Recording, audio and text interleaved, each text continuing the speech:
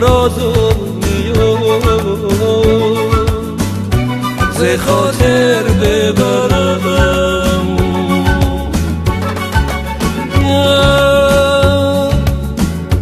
نکند تیر خشمت دلم را قدم، به خدا همچون مرغ پرشور و شرم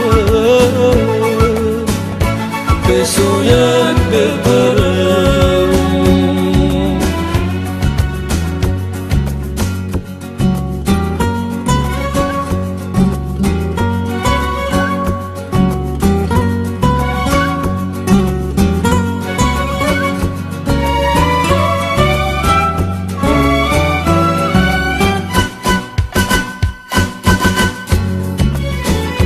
آن که او ز غمت دل بندد چون من کیست، ناز تو بیش از این بهر چیست؟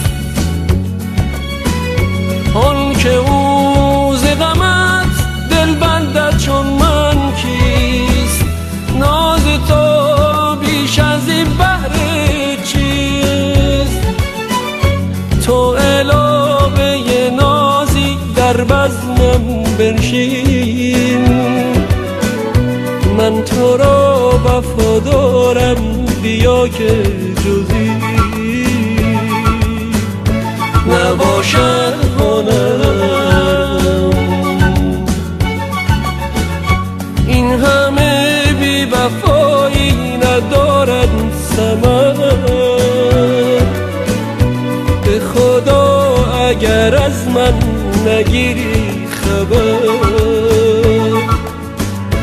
نیابی اثر.